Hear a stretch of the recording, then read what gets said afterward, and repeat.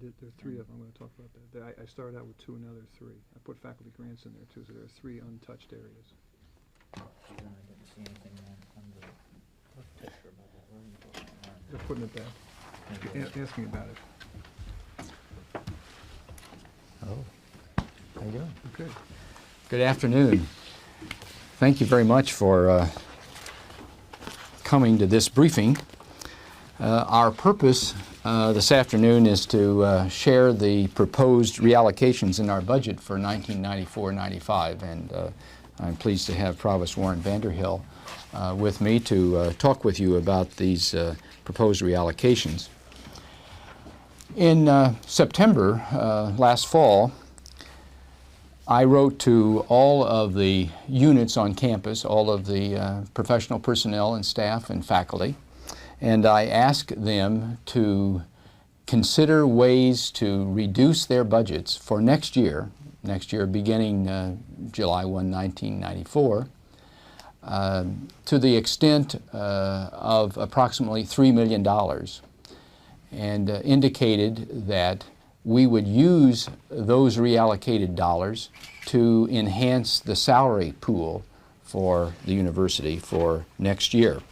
Now, why was this necessary? Well, first of all, we knew a year ago that our budget for the current year, our state appropriation for the current year and for next year, would not be increased. In other words, the only additional funds that we would be able to generate at the university would be increases as a result of tuition or additional grants, that sort of thing, but no state appropriations. And secondly, we think it was necessary because we were able to give only a 2.5% salary increase for the current year, and that has been and still is our highest priority in our university budgeting to enhance our salaries. So the only way that we could see that we could improve the salary increase for next year would be to look at our current budgets, see if we could trim those back, tighten up, and put the money that we saved in this reallocation process into salaries. I asked that these cuts be made so that they would have the least harm to the educational program. I also indicated in that letter in September that all of the funds that we generated from the reallocations would go into salaries. Now, we have the report, and you've just received that, which shows the proposals that the various units and academic departments and colleges have sent forward. And we are, of course, interested in getting that out on the campus so that we can hear additional suggestions or comments about that. I'm very pleased with the proposals as they have been submitted. I think the departments took this exercise very seriously. I think they made some very careful decisions. I think they have, in fact, protected the quality of the academic program. They have made judgments so that we have tightened up. In some cases, we have re-engineered.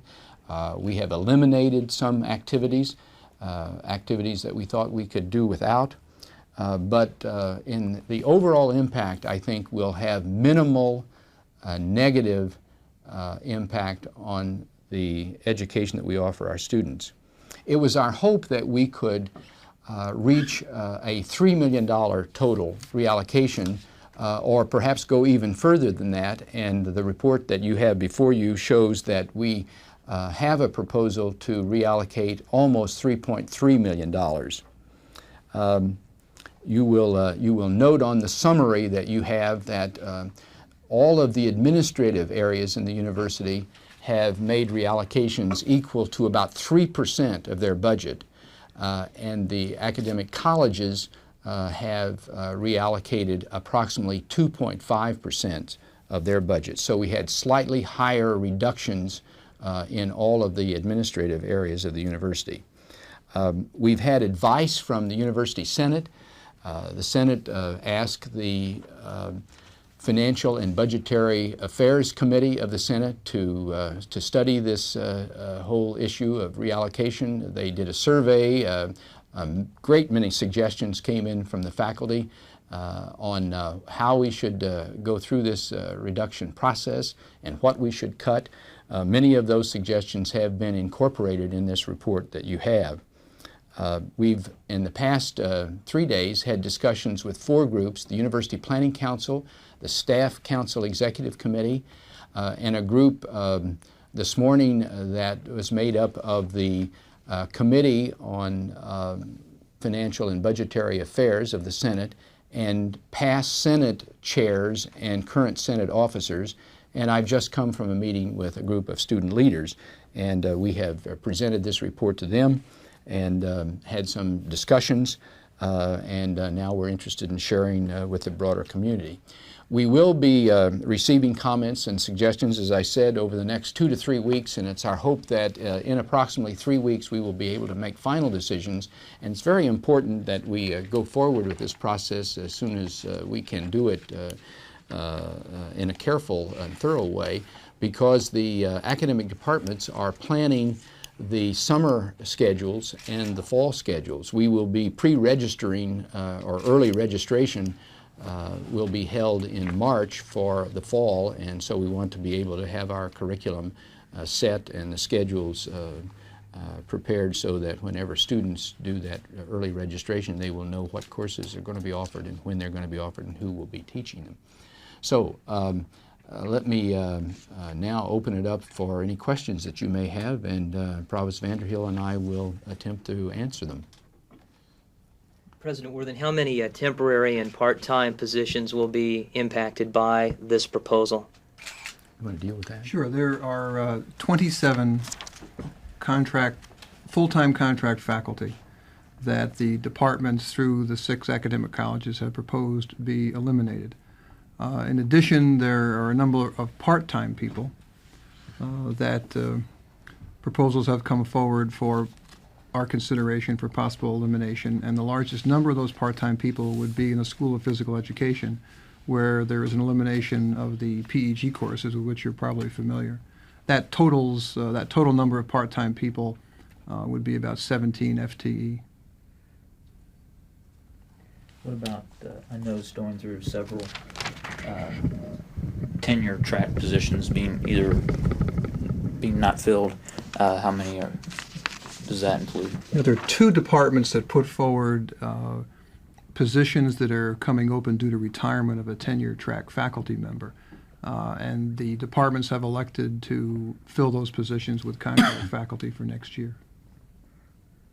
What about departments that are currently, that last year got permission to go ahead with searches this year for tenure track, to fill vacant tenure track positions? Are those going to be filled, or are those going those are going to be remain? filled. We are presently going ahead with all of the positions that have come to me to date to hire people on tenure track lines. Those positions will be filled if appropriate individuals, if the teacher scholars that those search committees want to have in those positions would be offered positions and accept them, they would be at Ball State University in the fall. About how many of those kind of searches are going on now, do you? I would estimate at least a couple dozen. But since we're in the period now where we receive a lot of early retirement materials, just in the last week, I have probably signed off on, I'd say a dozen requests from colleges that came forward from search committees and departments to go ahead with tenure line searches. So the point is that we are not putting any hold on the departments and the colleges from going forward with filling tenure line positions unless something has come forward from the department through the college dean to me to put a hold on that as a result of this reallocation process. But that's, as I said, it's just a couple of people. I think it's important to note that no individual, no employee on the campus who has been promised a job after June 30th will be laid off.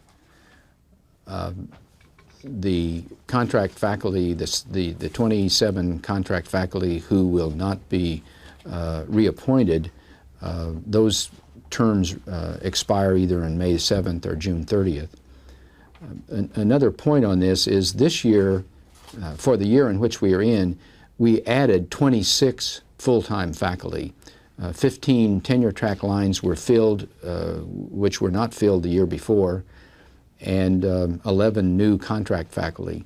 We also have the record enrollment, 20,717 this year, and our enrollment next year will probably be reduced by about 350. The number of freshmen on campus in the fall was about 3,850, and the target figure for new freshmen for this coming year is about 3,600. So we'll have 250 fewer freshmen. Some of these contract faculty who will not be reappointed would not have been reappointed anyway because the demand simply won't be there for the freshman and sophomore courses. Let me add one point to that. Of the number 27 that I just gave you, 10 of those people, either on their own or due to retirement, would not have returned to the university. Is there going to be more effort to meet that enrollment target this year? In recent years, you've set targets, and several times it's gone over for a variety of reasons. Is there going to be more emphasis on sticking to those enrollment numbers? The answer is yes. In the past, the enrollment has creeped up primarily because the retention rate has increased. This past fall, that was not all the reason. We did bring in more freshmen than we had originally set as a target, and the reason was because when the registration process took place last March, we had a smaller number than we thought, and so we actually admitted a few more freshmen and transfers than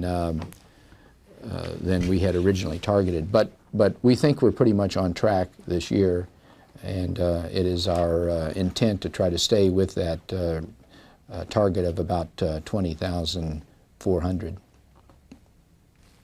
President Worthen, I noticed that the plan eliminates a number of student employee positions. Does it concern you that students who rely on that employment to help pay for their tuition would be counting on those jobs again next year? The student wage budget is about $3 million in the university.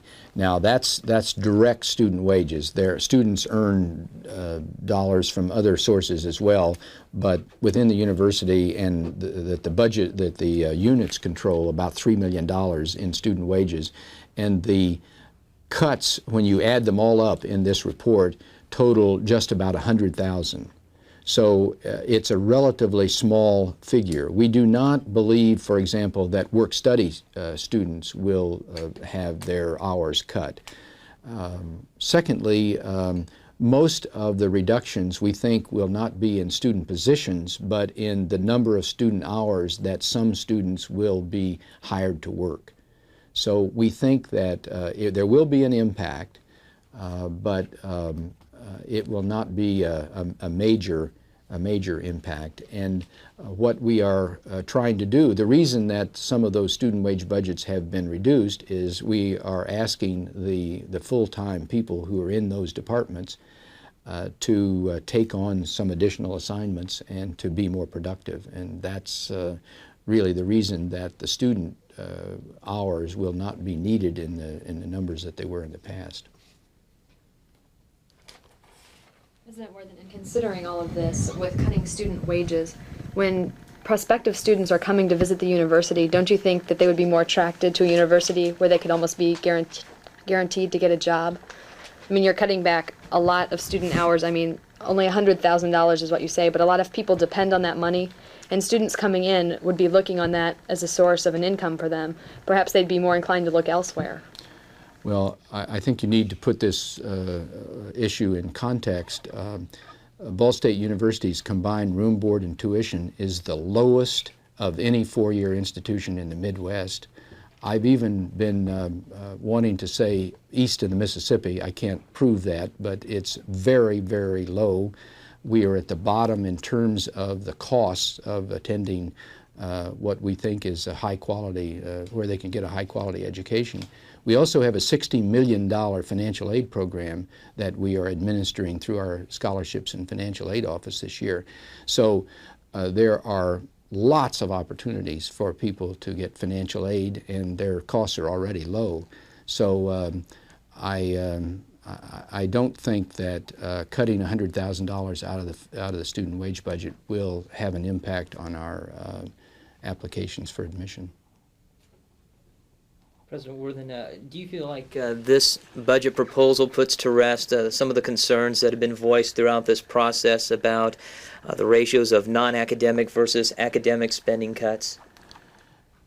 Well, I believe that when people see the entire set of proposals, that they will be reassured that we have been trying to take the suggestions that various faculty and administrators have been making about how this process might be conducted, and I think they will be reassured. We had a meeting this morning, as I mentioned, and the representative of the Financial and Budgetary Affairs Committee thought that when he saw this entire proposal, that it was that in fact we had done minimal harm to the education of students, and that the fact that the administrative units had cut slightly more than the academic units, that was a response to some suggestions that people had been making during the fall.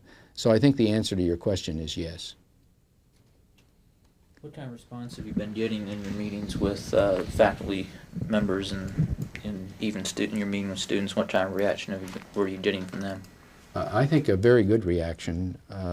I believe, as I said, it's clear that there were dozens and dozens of people involved in this process. Each unit and each college and department and administrative and professional unit on the campus that draws money from the general fund had a chance to have discussions about their priorities.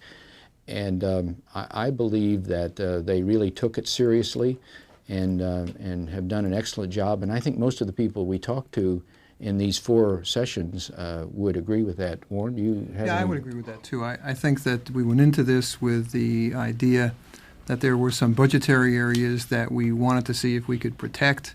And I would emphasize the fact that 2 of those were the equipment replacement budget, and we have had no reductions in that budget because that certainly is very, very important to all of the academic areas on campus, but particularly the science areas.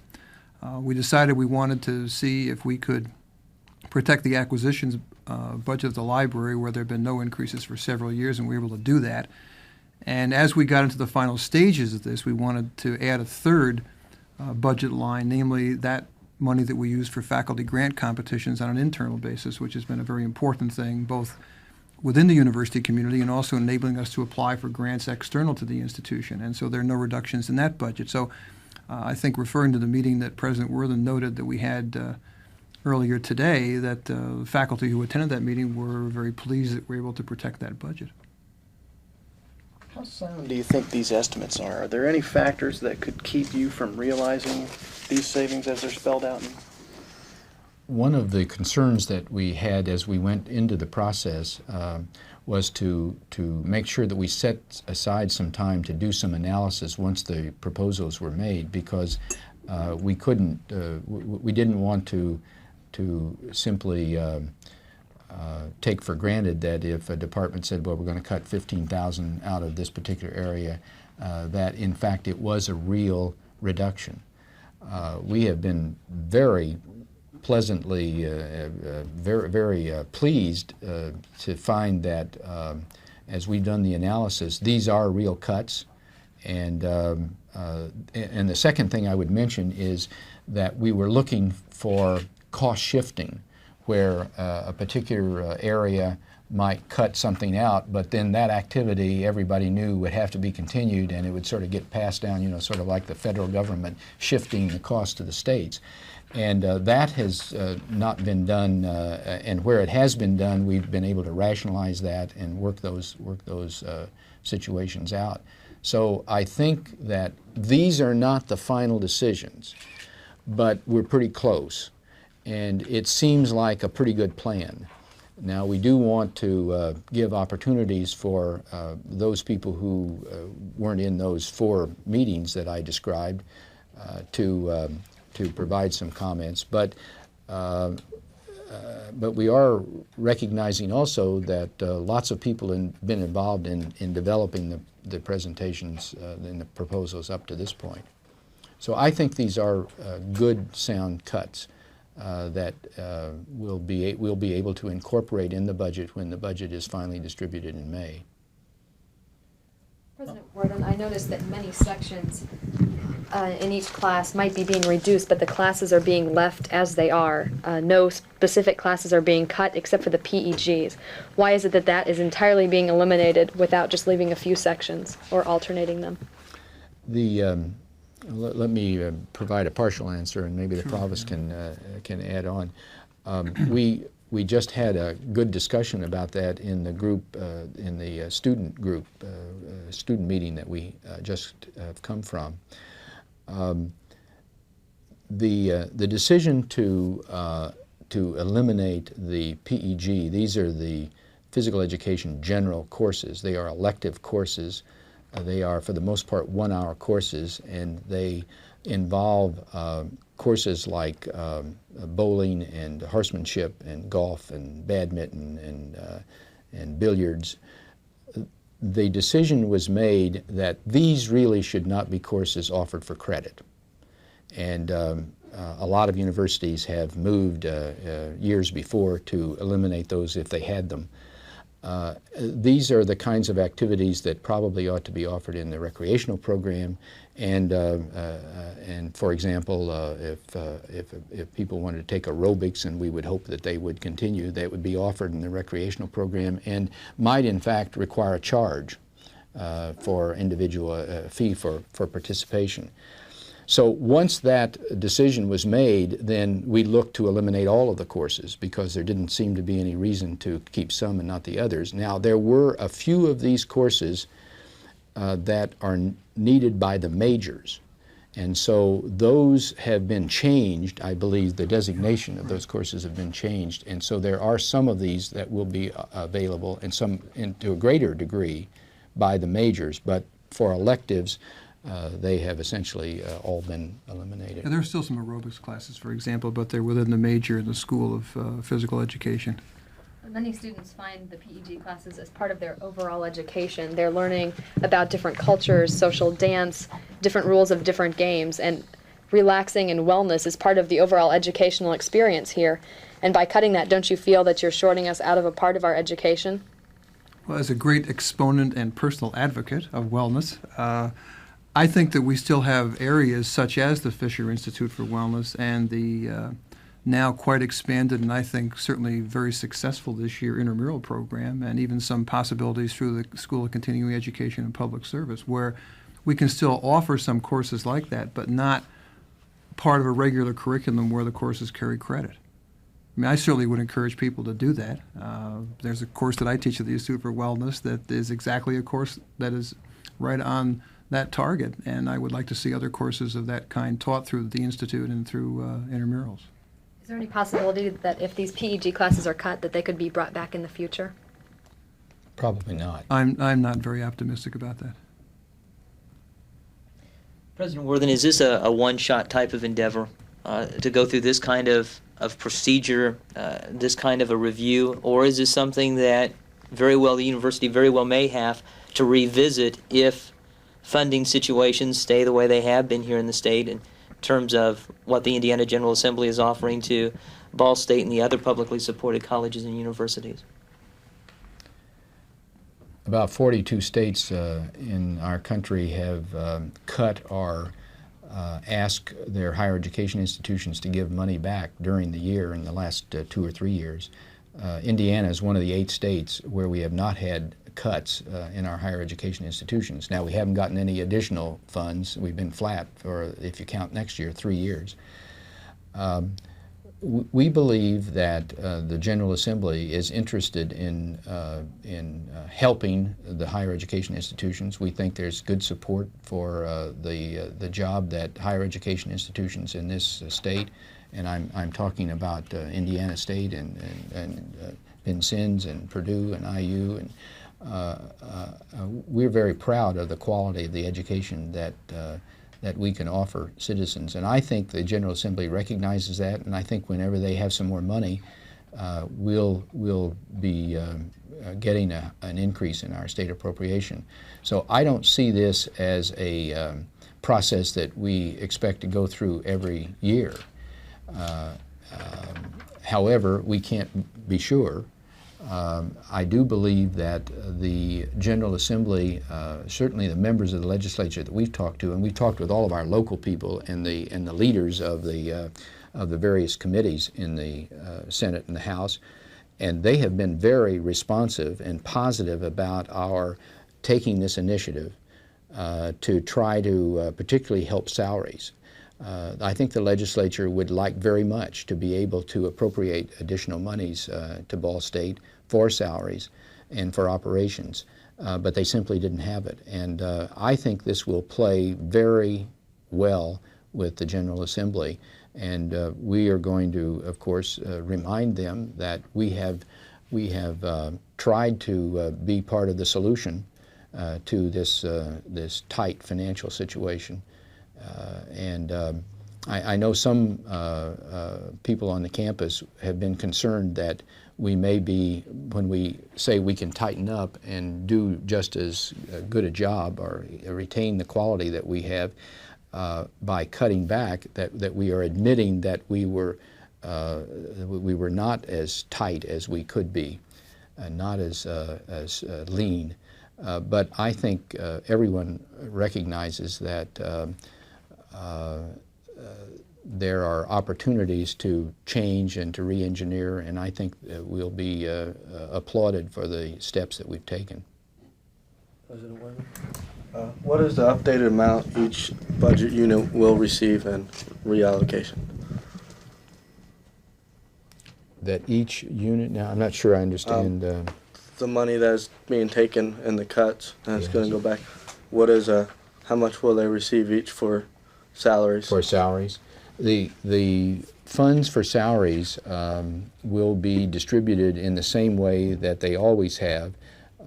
What we do in the budget process is to pull together all of the revenues that we have from the state appropriation and from tuition and from gifts and grants and overhead dollars, and we put that together with the expenses, and in the last few years we've simply looked at health care as a big item. We expect health care costs to continue to rise dramatically. This year 15%, perhaps next year as much as 15%. We'll have some unavoidable costs like increases in utilities. We have to keep heating and lighting and air conditioning the buildings. And then we try to pull together as much of the dollars from the budget as possible for salaries, and then we allocate that down into the 5 major budget units. We don't know exactly what that will be yet, but we are shooting for 4.5% to 5% salary increases if we can have a reallocation process that generates the $3 million or slightly more than $3 million. Now, those decisions haven't been made, so I don't want to be held to that estimate. That's what that's our goal. We will have to see what the tuition increase is and what the enrollment looks like it will be, and we'll put all that budget, together this spring, and probably at a May board meeting make some final decisions about what the salary program will be for the year. But the dollars for salaries will be distributed according to our salary plan.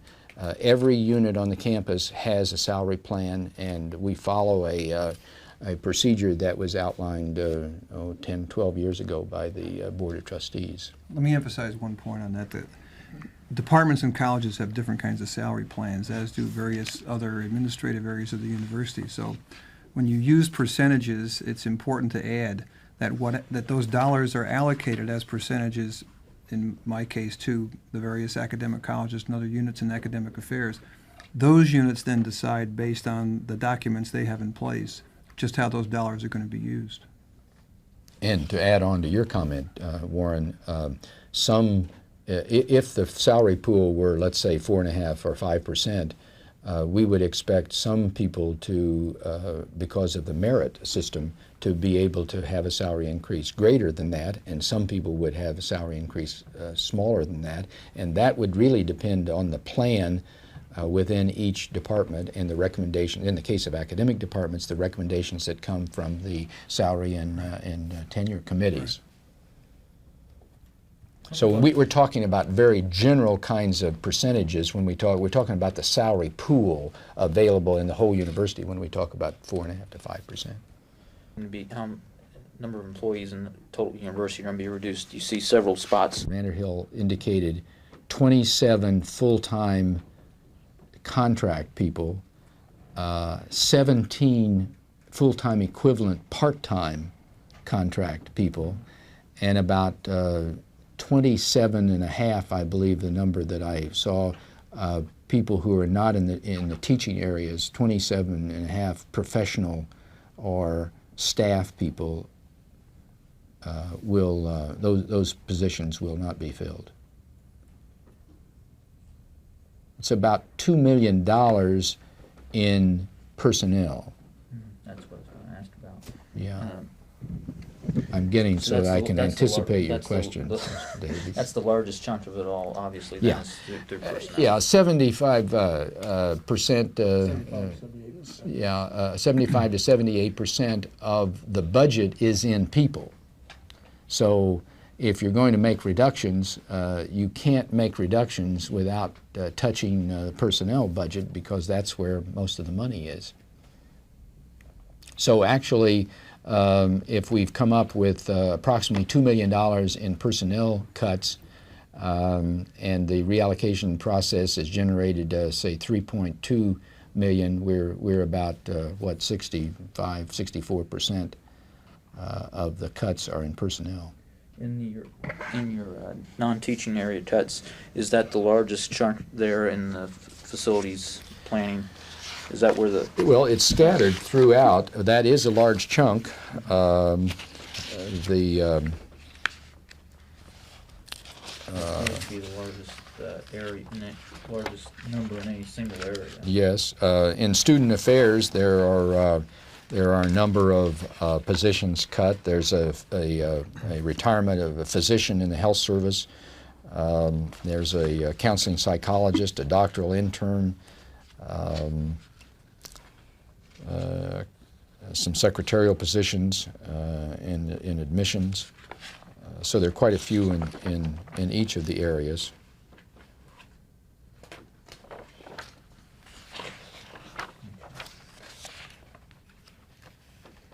Can you foresee a day when, in order to avoid things like having to go through these cuts, that you have to conduct private campaigns like a Wings for the Future in order to keep operations at the level you want to? I believe more and more institutions will have to rely on private funding for any kind of special programs or what the development people refer to as the margin of excellence. I think if we can look at the past 2 or 3 years and look at the entire country, I think it's pretty clear that state appropriations have been severely constrained, and I don't see that changing very much in the next 2 or 3 years. Now, a lot of it depends on the economy of the state, and the economy in Indiana has been better than a lot of places. So, but you know, in the past 10 years, the state legislature has funded some very special and creative programs at Ball State. For example, the computer competency program, where we promised that if they would continually increase our budget for computers and computer labs and training of faculty, we would agree to strive to make sure that every graduate who graduated from Ball State would be computer competent. And you know, we met that goal in 1989 and have every year since. But we've been getting considerable dollars from the state to maintain that computer competency program. So it's programs like that that I think will be very difficult to achieve in the next 3 or 4 years. And we're probably going to have to look to the Ball State University Foundation and to our private fundraising and campaigns to help us generate dollars that could be applied to these innovative and creative academic programs. We've, as a result of the Wings campaign and a result of good support from the General Assembly in the middle and 80s, I guess middle, probably a pretty good description, we have increased the quality of the education that we offer students significantly over the past 6 or 7 years. When I've met with my counterparts at meetings of institutions that are part of the American Association of State Colleges and Universities, and you get a bunch of academic officers, provosts, vice presidents for academic affairs sitting around, it's been almost like a sea change 4 or 5 years ago, where all of a sudden all of them are talking about the need to raise those kinds of dollars through external sources. I mean, when I would go to these meetings, as we began the Wings for the Future campaign, that's one of the major items on the agenda of my counterparts. They want to know, how did you do that? How did you plan that? So I think you have really hit on something that is going to become increasingly significant for institutions like Ball State. It will become much more of a very important source of funds to do all sorts of things of an academic kind in particular. One thing that I talked with you before about Dr. Vanderhill was reduction in some of your programs as far as lecture programs and such. Yeah. How are those and more specifically, what are the various types of town and gown programs, the Academy for Community Leadership that Ball State's been involved with, other programs of that type, things through the Wellness Institute, programs like the Aqua Aerobics programs, are those going to be affected? And I see there are significant cuts in both Provost and President's budget on the lecture series. The easy answer to that is that there'll be fewer speakers brought to Ball State University from off campus. We decided in our own office that we would cut the lecture series that has brought many prominent individuals to Muncie under the auspices of the Provost Lecture Series by 40%. President Worthen's made a significant cut in the dollars that were part of his budget to bring speakers here. We're still going to have a number of very outstanding speakers. I think the only thing I would add at this point is that we're not going to have as many of them. In fact, it's appropriate for you to ask that because within the last 2 days I've met with people on my own staff to decide how we're going to go ahead with a much reduced budget to plan a Provost Lecture Series for next year. We're certainly going to do it, but we're just not going to have the number of people that we've had in the past. What about those types of community programs the university's been involved with? Are those going to be, looking through here just quickly, I don't see many mentions of some of those programs that have been started over the years. Yeah, you mentioned the Academy for Community Leadership. That's run through the School of Continuing Education and Public Service, and that will continue. I'm not certain about other specific ones. We've done a lot of lectures under the heading of my coffee cup, green lectures and environmental things and things like that. We're going to continue to do those. There's still some green funds here for our focus on environmental awareness and environmental concern, and that will continue. I think the point I would make, Tom, is that there isn't anything cut completely in this. I mean, if you look at the cuts in my office, something like the Center for Middletown Studies and the American Studies program, I mean, they've had the most severe percentage cuts of any area with their budgets cut by half. But we're still going to continue to have them, although we're going to do them in a much different fashion than we have in the past.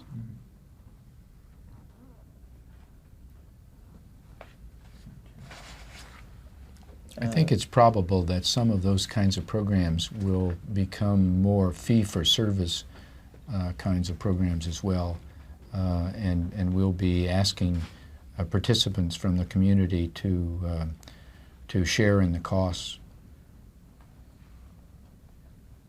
One thing that's not mentioned in here and really hasn't been in this whole discussion has been auxiliary services, primarily dining service and residence halls.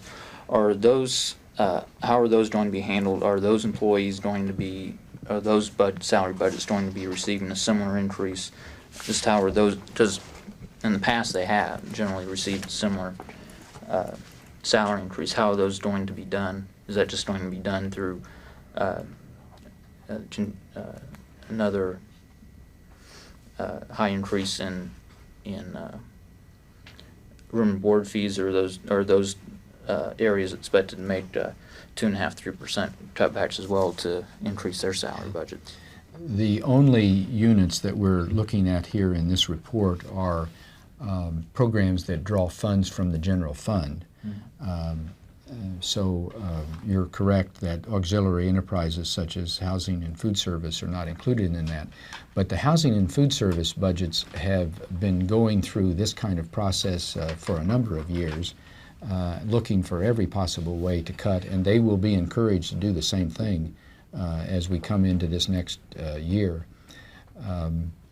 At this point, we don't know what those increases will be, but one of the differences in let's say an academic college budget and the housing and residence hall budget is that if we're going to be able to continue to do the renovations that we currently have underway and on the schedule for the next 15 years, we've got to continue to build the reserve fund, because all of those renovation dollars comes out of the fund which is generated by student room rates.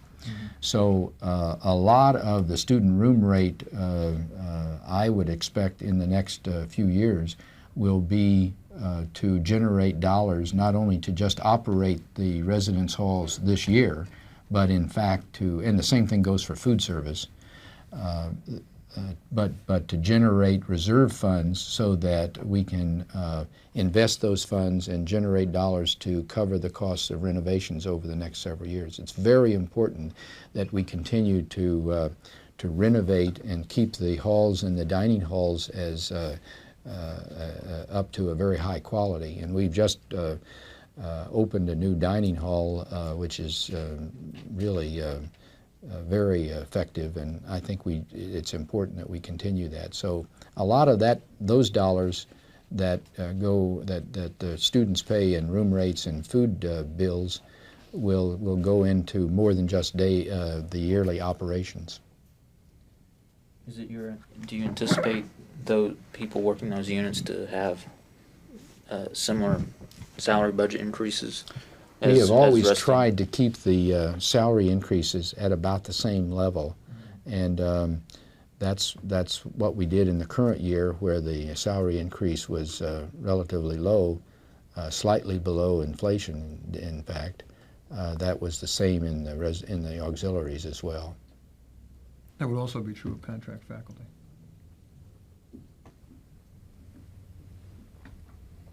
More questions? Yeah, I just had a couple more. As you know, the AAUP chapter has been quite active in raising their concerns on this your whole process. And with their petition, they got going around campus. I understand they already have more than 400 faculty members have signed that petition regarding that. Asking us to consider their report. Mm-hmm. What are your plans for considering that report? Since if you wait 3 weeks, the Weber's coming on campus, I think the first week of February, he will make his presentation before you're making your final determinations on this. How do you plan to we consider will that report? certainly be interested in hearing that report. There's been so much discussion about it. We think it ought to be an awfully good report, so we're going to give it consideration. But we also expect that there will be other people who will be wanting to make comments and suggestions about this report too. So that's why we have indicated this is not a final document, and we're willing to consider other suggestions as they come forward. Professor Weber will be speaking on the 7th of February, I believe, at 3 o'clock in the afternoon, and I look forward to hearing his presentation. And then the other thing is on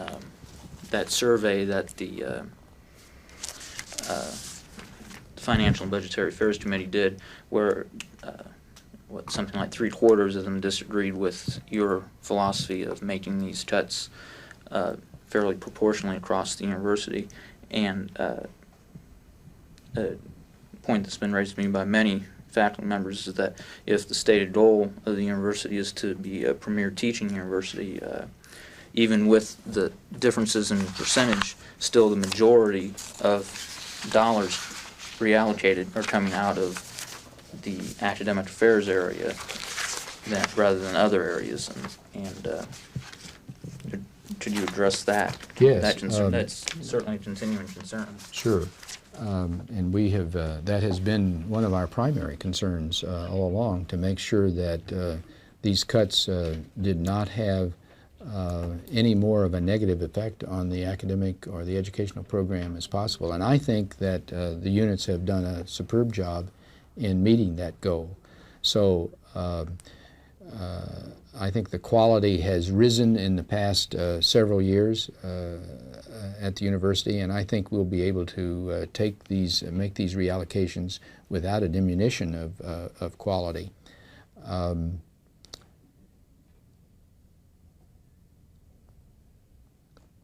I've forgotten the other part of your question. Point of that with trying to be a premier teaching university, still the majority of dollars cut are in academic affairs rather than other areas, and that's been a bone of contention among many faculty members all along on this. There are two or three comments I would make about that. One is that we know that the core of the university is the teaching learning process for students. The core is the teaching learning process, and what we've tried to do is protect the academic departments as much as possible. In fact, in some cases, as you will note, faculty who have been given release time to be administrative assistants to the chair will now not get release time for that, but in fact will be teaching. So we will have full-time tenure-track faculty teaching, and instead of part-time contract faculty. We think, in fact, that will increase the quality of instruction provided. The other thing that I think we have to recognize is that many of the support units in the university support the educational program, and they help faculty do a better job. I mean, the computing center, for example, we talked about computer competency. If you just cut severely some of those support units, what you may do is harm the educational program in that way.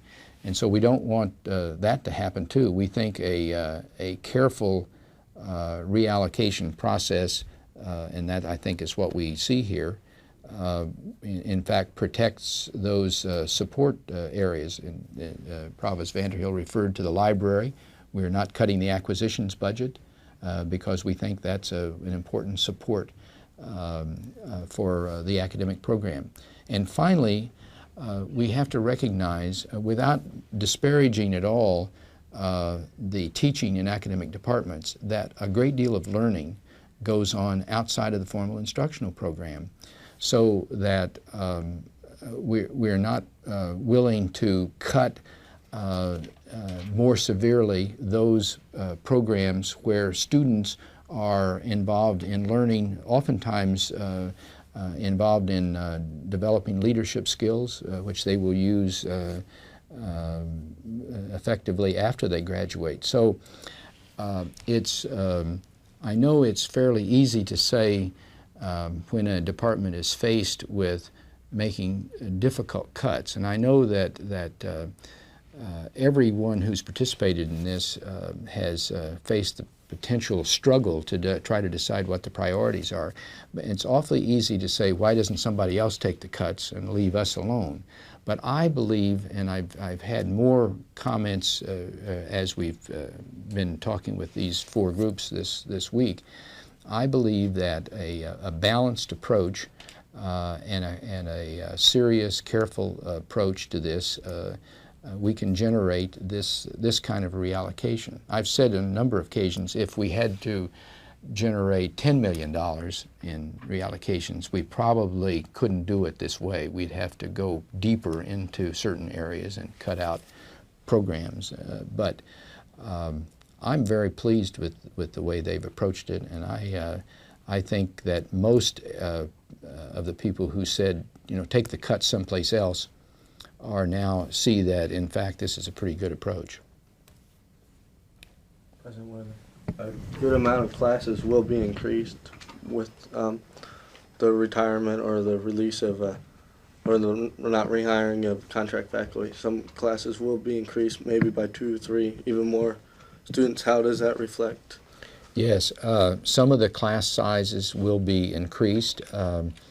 I heard discussion about this as we talked with the deans on the University Planning Council on Wednesday, and for example, the Dean of Teachers College said that they had a number of sections that have about 28 students in them now, and they will, it appears that they will be able to increase the class size to about 34 or 35.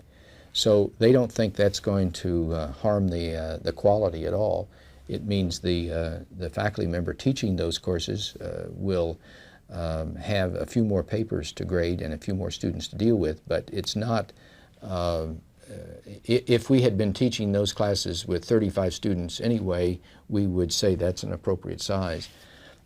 In some cases, classes will be large classes, which have 75 or so students in it, may be increased to 120. But again, it doesn't really change the nature of the class. If it's a large class, it's already taught as a large class. So there will be some adjustments there. But the other thing we have to recognize is the enrollment is going to go down about 350 students. And so in some cases, I don't think students will even notice the change in the size of classes. But for the history department, for example, classes will not have a teaching assistant because of the cuts unless there's 100 or more students. Now, if you're in a class with 199 other students, I think, or like 98, so you're under 100, I mean, I think that's kind of noticeable. Well, the department has made that judgment that they can keep the quality of those courses high without that teaching assistant, and I think we have to respond to their decision. There were lots of ways that the history department could have made their reallocations. They decided that was a way to do it. That was a real struggle for them. I mean, I'm speaking now as a member of that department. I mean, they went through some long hours of anguish to decide how they were going to do that. And I think, speaking on behalf of my colleagues there, perhaps more so than as the provost of the university, I think that's an outstanding department of very able teacher scholars, and that they will do the very best job they can to still provide a high quality of instruction. The one point I'd add to what President Worthen said, what is not going to happen, and I've had a number of people ask me as to whether or not this will happen, so I want to make this statement. We're not going to take classes that have 25, 30, or 35 students in them and run them up to 135 or 150. That simply is not going to take place. There are 36% of the courses offered in the fall had enrollments of under 20 undergraduate courses. So this university teaches many courses in very small classes. Usually when colleges and universities talk about favorable student-faculty ratio in small classes, they're talking about under 40. We've got a lot of very small classes. In relation to that, some of the raises, at least of my understanding, or merit pay is based on some of your research and publicizing. Right. Will you take that into consideration if someone's class load has been heightened to a degree greater than another professor who maybe would have more time to do research on the side? I don't think that the number of students would increase that much in the case of most faculty I'm familiar with. I mean, what we're really trying to do is to make certain that we provide enough time in loading faculty in a given semester so that they can have their teaching programs remain as much as we can intact, but to give them some opportunities to have time as well for their scholarly and creative pursuits. And I think that we're going to be able to continue with that in mind.